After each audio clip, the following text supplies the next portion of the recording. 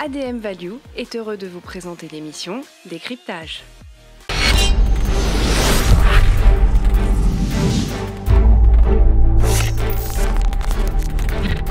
Bonjour à toutes et à tous et bienvenue pour ce nouveau numéro de Décryptage proposé par ANews Expérience Client.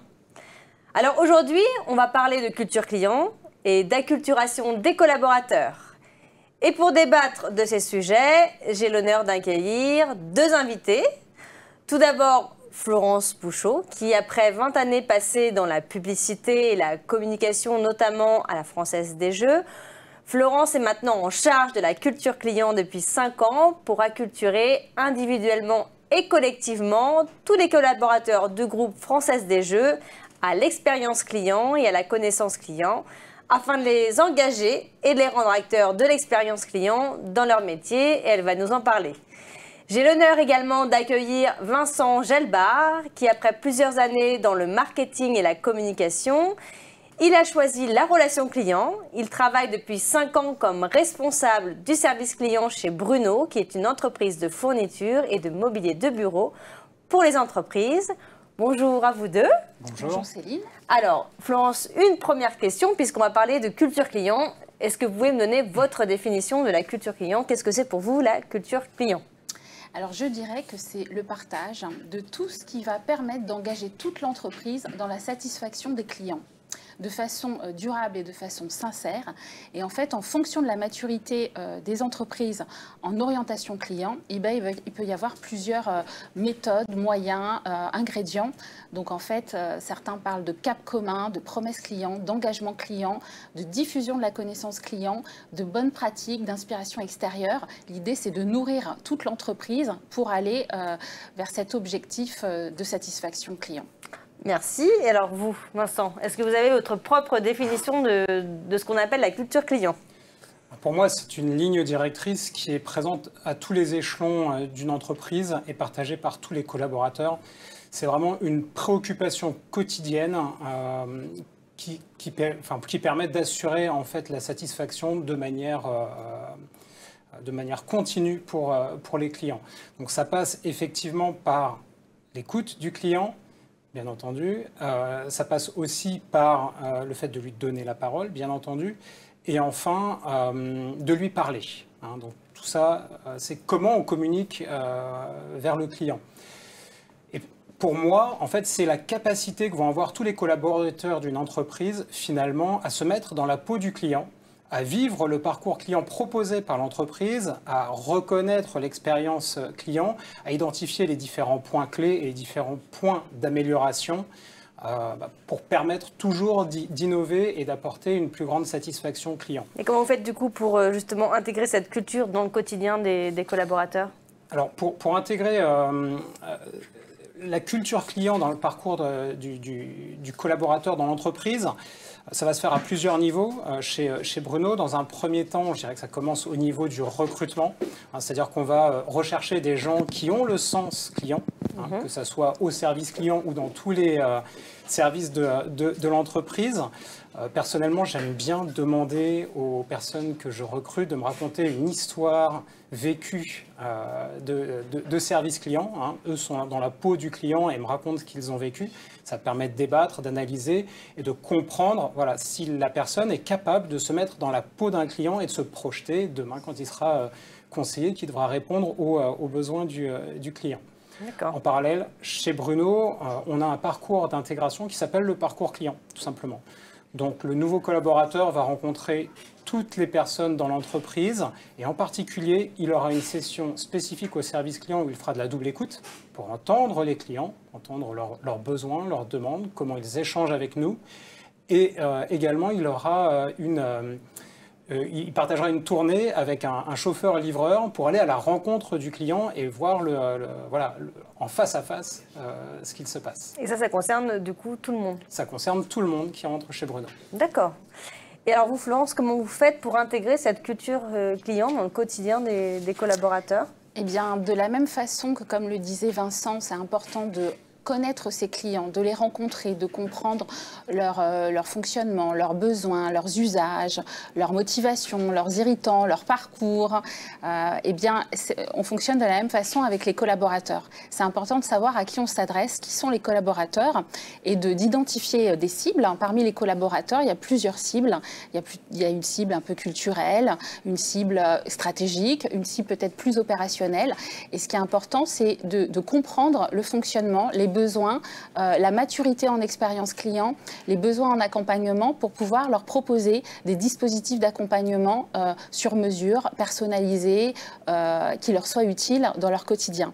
Donc c'est important de, par exemple, pour imaginer un dispositif culture client, je suis allée faire beaucoup d'entretiens individuels avec des collaborateurs de tout niveau, des managers, des collaborateurs, des directeurs, pour sonder en fait leur maturité en expérience client, leur perception aussi, qu'est-ce que c'est pour eux un projet centré client, est-ce qu'ils connaissent nos clients, et ensuite l'idée c'est de pouvoir leur apporter ce qui leur manque pour pouvoir travailler au quotidien, notamment toute la connaissance de nos clients. Et alors, quand vous avez fait, avec la matière que vous avez récoltée, si vous avez interrogé les collaborateurs, est-ce que vous avez des exemples à partager d'actions concrètes que vous avez pu mettre en place suite à ces entretiens par rapport à leurs besoins ou leurs attentes? Tout à fait. Alors, par exemple, par rapport à une cible culturelle, il y avait un vrai besoin de partager des sujets autour de l'expérience client et d'inspirer ses collaborateurs avec des tendances et des bonnes pratiques d'entreprise référentes en expérience client pour se rendre compte de qu'est-ce que c'est en fait une stratégie client chez d'autres entreprises, comment ça se travaille, comment ça se pilote, comment ça se mesure et quels résultats. Parce qu'il y avait un vrai enjeu de corréler l'expérience client au business et de savoir comment l'expérience client crée de la valeur et du business pour d'autres entreprises. Donc j'ai créé un rendez-vous mensuel qui s'appelle le Forum Culture Client, et pendant 1 heure chaque mois, l'idée était de partager ce type de sujet en faisant venir un intervenant d'une entreprise extérieure avec un système de questions-réponses avec les collaborateurs, avec le public. Et donc, c'est vraiment voilà, du partage, de l'inspiration, et à chaque fois, recueillir des feedbacks. C'est-à-dire qu'en fait, c'est un petit peu de l'amélioration continue. À la fin de chaque forum, j'invitais les collaborateurs à me faire part de leurs commentaires, de leurs suggestions, de leurs remarques par rapport à leur sujet, par rapport à leurs préoccupations, par rapport à ce qui leur manquait en information. Et c'est une façon voilà, de s'améliorer aussi en continu. Donc ça, c'est un dispositif. Et vous avez eu des bons retours sur ce dispositif, du coup, qui ça permet d'améliorer les autres. Tout à fait. J'ai fait 40 forums culture client. Et ça a inspiré, et on a vu qu'effectivement, ça y est, on sait ce que c'est maintenant l'expérience client. Les collaborateurs disent ok, maintenant j'ai compris avec tous les exemples que tu nous as racontés, tous les témoignages, ok, on a compris, mais maintenant, moi j'ai besoin de savoir comment je peux appliquer certaines choses dans mon métier, dans mon activité. Et donc, en fait, voilà, on est en train de pivoter, d'ajuster des choses pour être un peu plus dans le quotidien des collaborateurs. Et du coup, ça va donner lieu à d'autres dispositifs pour répondre à leurs besoins. D'accord. Et alors, vous, par rapport, vous avez dit tout à l'heure, vous écoutiez les clients. Est-ce que vous avez des exemples concrets d'actions qui ont été mises en place suite à ces écoutes? Comment vous êtes servi finalement de cette matière pour pouvoir mettre en place des actions? Alors, on a 3 dimensions de travail. La première, elle va être analytique. On fait un baromètre de la satisfaction client tous les ans qui va interroger sur l'ensemble des services de l'entreprise la satisfaction client. Et donc, très concrètement, il y a 2 ans, je vois les résultats et je vois que le taux de satisfaction de nos clients sur la qualité des emails est inférieur à 90%. Donc, je demande à avoir l'analyse pour pouvoir moi-même travailler dessus. Et parce que je me dis, on est hyper rapide, on répond à 65% des emails en moins de 4 heures, on est à l'écoute du client. Qu'est-ce qui fait que nos clients nous disent que les retours d'emails ne sont pas bons? Et je me suis aperçu, en fait, que ce n'est pas la vitesse de réponse qui était particulièrement attendue, mais des fois, par rapport à nos procédures, on ne va pas aller dans le sens du client parce que, voilà, on reste sur nos règles commerciales et de gestion et on n'ouvre pas pour mieux répondre à nos clients. C'est quelque chose, du coup, qu'on a changé profondément en se disant La culture client, c'est cette impulsion et cette volonté de dire « Ok, il y a un process, mais en fonction de chaque situation client, s'il y a un enjeu de satisfaction, j'ai le droit de sortir du process. » Et de dire au conseiller clientèle, vous avez le droit d'aller proposer quelque chose directement au client ou alors de remonter pour qu'une décision soit prise et qu'on puisse trouver une vraie solution pour le client. C'est-à-dire que vous avez responsabilisé en fait ceux qui sont au contact des clients, ils ont des marges de manœuvre pour eux-mêmes agir. Exactement, c'est le niveau 1, donc il faut qu'ils puissent faire des gestes commerciaux, d'accord, donc vous leur avez proposer donné des solutions. Des grilles entre guillemets de marge de manœuvre qu'ils pouvaient actionner selon la situation. Tout à fait, et le cas échéant, remonter un cran plus haut pour que la décision soit prise. Donc ça, c'est sur la partie analytique. Sur la partie organisationnelle, il y a quelque temps déjà, le service client et le service qui gère la partie du site web ont été rattachés à la direction marketing, avec dans l'idée de raccourcir les circuits d'échange pour que les remontées terrain depuis le service client puissent être mises tout de suite en œuvre côté site web. Parce que c'est ce que voit le client forcément, et c'est améliorer son expérience au quotidien par rapport à toutes les remontées qu'on peut avoir du terrain, que ce soit les remontées conseillées ou les remontées clients. Voilà. Et enfin, ce que je vous disais, c'est qu'on va avoir cette dimension opérationnelle où on va adapter au quotidien le discours en fonction du client qu'on va avoir en face de soi. Chez Bruno, il n'y a pas de script. C'est-à-dire que les conseillers sont libres d'aborder en fait la réponse vis-à-vis du client comme ils le souhaitent. C'est personnalisé. À chaque fois, c'est personnalisé. Voilà. D'accord. Tout à l'heure, vous en parliez un petit peu, vous parliez du parcours client pour les collaborateurs qui entrent dans l'entreprise. Et est-ce que vous avez d'autres moyens pour embarquer finalement tous les échelons de l'entreprise et tous les métiers sur ces sujets ? Alors effectivement, je vous dirais que la politique RH permet de connecter en fait tout ce sujet en proposant aussi des mobilités internes au sein de l'entreprise sur des postes qui vont être ouverts chez Bruno. Et en réalité, le service client est un peu le vivier de l'entreprise. C'est-à-dire la pépinière. Exactement. Les talents qui sont au service client. D'accord. Parce que quand on travaille au service client, forcément, on connaît le client, on connaît les process, on connaît tout le monde dans l'entreprise, on connaît les fournisseurs, on connaît les transporteurs, enfin, on connaît tout le monde et on connaît tous les outils.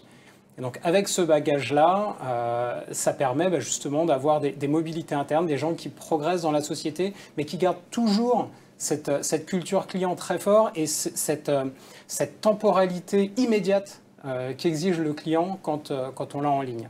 Alors peut-être pour ceux qui nous regardent, ça peut être une idée de créer des pépinières pour ceux qui travaillent dans les sujets expérience client et de les faire je le pour les RH qui nous regardent. Pour diffuser la culture client et le sens client à toutes les échelles de l'entreprise. Très bien. Et vous, Florence, alors comment on fait à la Française des Jeux pour embarquer tous les échelons d'entreprise et tous les métiers ? Eh bien, encore une fois, on essaye de comprendre en fait comment chaque strate de l'entreprise, chaque métier, quels sont quels sont les besoins, quels sont les enjeux de ces métiers. On ne peut pas raisonner pour tout le monde et on ne peut pas raisonner par direction parce qu'en fait, en fonction de son métier, de son activité, on peut avoir des enjeux différents, des enjeux clients différents. Donc l'important, c'est vraiment de capter ce qui aujourd'hui manque pour chacun pour donner la bonne donnée client, la bonne information, le bon dispositif qui va permettre en fait de comprendre, de s'améliorer et d'être acteur à son niveau dans son métier. Donc ça passe par la compréhension des besoins. C'est très humain en fait. Enfin, presque, c'est une façon de faire. Mais c'est important de décrypter pour pouvoir accompagner au mieux avec différentes solutions.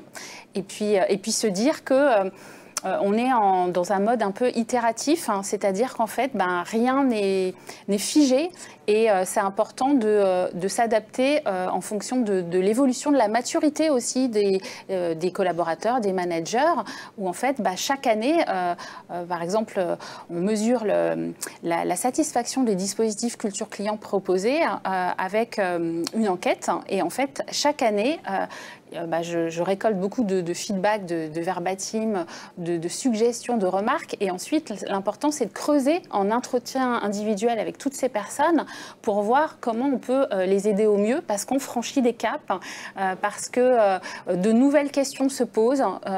Et quelque part, plus ça va, plus on engage, parce que quand on répond de façon juste et utile à des personnes, forcément, ça porte ses fruits.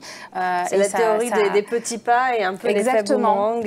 Exactement, mais c'est pour ça que c'est un accompagnement assez personnalisé, assez sur mesure, mais l'important est d'apporter la bonne information au bon moment à la bonne personne et aussi de... voilà, c'est un peu de la dentelle parfois. Merci. Alors Vincent, j'ai envie de vous poser une question. Vous m'avez tendu la perche, puisque vous m'avez dit que pendant vos recrutements, vous posiez la question d'une anecdote avec un client. Enfin voilà. Donc moi, j'ai envie de vous poser la question de me raconter une anecdote vécue avec un client qui vous a marqué et pourquoi ça vous a marqué. Alors je vais vous parler d'un client du vendredi soir. Donc, chez Bruno, le client du vendredi soir, c'est le client qui appelle alors qu'on va fermer le service client. Et c'est généralement des gens qui ont pris toute la semaine pour préparer leur commande, mais qui veulent avoir un conseiller pour valider, pour demander des conseils. Et donc ce client-là doit être traité aussi bien que tous les autres clients de la semaine. Et donc la conseillère traite la demande de la cliente. C'est un cabinet d'architecture. Finit l'appel et m'interpelle derrière en me disant la cliente voulait donc profiter de plusieurs codes avantages chez nous avec sa commande, chose qui n'est pas possible, c'est un code avantage par personne. Et donc la conseillère m'explique qu'elle est sortie du cadre de la procédure en disant j'éclate la commande en deux, comme ça je vous fais profiter de 2 codes avantages. Mais la cliente n'était pas encore satisfaite. Donc je prends mon téléphone, j'appelle la cliente, je commence à discuter avec elle. Et je comprends en fait que dans la discussion, 2 codes avantages ne lui suffisent pas, puisqu'en fait on arrive en fin d'année, que dans son cabinet d'architecte, elle a 4 collaborateurs et qu'elle veut faire des cadeaux aux 4 collaborateurs. Donc, je lui ai envoyé 4 boîtes de gâteaux de Lacre en plus pour qu'elle puisse faire ses cadeaux. Alors on sait maintenant comment vous allez ouvrir la porte là à des appels du vendredi soir. Tout à fait, mais peut-être que ces clients-là sont encore mieux servis. Merci. Et alors Florence, une dernière question pour vous. Si vous aviez une baguette magique, imaginons, qu'est-ce que vous aimeriez faire pour changer quelque chose ou accélérer quelque chose dans votre métier? Allez-y, je vous donne une baguette magique. Très bien, je la saisis. Ça tombe bien, j'en ai une. Alors, pour faire grandir la culture client, d'abord, ça demande beaucoup de temps, ça demande de la persévérance, ça demande de la patience. C'est long parce qu'en fait, opérer une transformation, ça ne se décrète pas, ça ne se fait pas du jour au lendemain. Alors, du coup, il me faudrait vraiment une baguette magique. Ah, vous en avez amené une baguette magique, ouais, c'est vrai. Il me faudrait une baguette magique très grande, très longue. Ah oui, donc c'était pas prévu ça. Incroyable. Alors expliquez-nous. Alors avec cette baguette magique, ça me permettrait de développer instantanément l'empathie, la curiosité de l'autre. Je dirais aussi l'envie de partager, l'envie de faire plaisir et puis l'envie d'oser en fait, parce que oser essayer, innover, améliorer l'expérience de nos clients en continu. Voilà, ça me permettrait de développer d'accélérer les choses. Voilà. Eh ben merci beaucoup Florence. Donc voilà, Florence qui a amené sa baguette magique. Alors il faudra qu'elle m'explique après comment elle l'a mis dans son sac. C'est incroyable. C'est mon petit secret. Ça marche. Et vous aviez aussi emmené autre chose. Est-ce que vous voulez peut-être nous partager En fait, je voulais vous parler de la connaissance client. En fait, on a embarqué un certain nombre de collaborateurs dans l'entreprise pour comprendre qui sont nos clients, comment ils fonctionnent, voilà, leurs besoins, leurs motivations, leurs émotions, leurs mécanismes psychologiques, leurs usages, leur parcours. Et donc, en fait, on est allé enrichir une étude usage et attitude. En fait, on avait une segmentation client comportementale qui nous permettait de savoir à quoi nos joueurs jouent, où et à quelle fréquence. Mais on ne comprenait pas pourquoi ces comportements. Donc on est allé comprendre tout ça, décrypter. On a emmené des collaborateurs et on est allé à la rencontre de ces 5 profils de clients qui avaient émergé de cette segmentation client. Et on s'est dit, ça serait... on avait noté un besoin des collaborateurs de comprendre de façon synthétique et assez simple qui sont nos clients et comment les adresser. Et donc, en fait, on en a fait un outil culturel et opérationnel qu'on a appelé le kit joueur. Donc, c'est vraiment un outil qui permet d'en savoir plus sur nos 5 profils de clients. Donc, on retrouve à la fois leurs caractéristiques principales, ce qu'ils représentent en volume, en valeur, leur comportement et les raisons de ces comportements, leur point de vue sur le point de vente, sur le digital, sur leur image de joueur, sur la marque FDJ, sur le point de vente, sur la façon dont ils dépensent leur argent, avec tous les parcours clients, tous les moments de vérité, toutes leurs émotions. Les mécanismes psychologiques et puis des leviers d'action. Donc c'est des personas en fait. Voilà, tout à fait. L'idée c'est de pouvoir avoir un socle, une base. C'est une exploration globale et en fait ça permet ensuite avec les différents métiers de creuser, de faire des explorations plus précises en fonction de leurs problématiques clients. Donc voilà, c'était la première étape de connaissance de nos clients. Très bien. De ces typologies. Alors, moi, je peux juste regarder. Alors, moi, je pensais que kit joueur, ça allait être le kit pour savoir comment gagner le million. Mais non.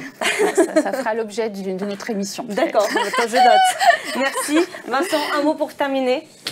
Oui, alors j'ai toujours cru que dans la relation client, on avait beaucoup de termes très théoriques, voire des fois trop théoriques. En revanche, le terme de culture client, pour moi, retranscrit vraiment le quotidien des entreprises customer-centriques, au sein desquelles on a des collaborateurs qui sont hyper engagés pour nos clients et qui viennent des fois nous voir la gorge nouée parce qu'ils ne trouvent pas de solution pour le client. Et que la hiérarchie soit en mesure de bypasser les process, de trouver des solutions innovantes pour que, in fine, le collaborateur puisse répondre au client, qu'on ait un client satisfait et un collaborateur satisfait. Eh bien, merci beaucoup. Merci à vous deux. Merci pour vos témoignages. Merci de votre invitation. Ben, je vous en prie. Et merci à vous de nous avoir écoutés. Et à bientôt pour une nouvelle émission.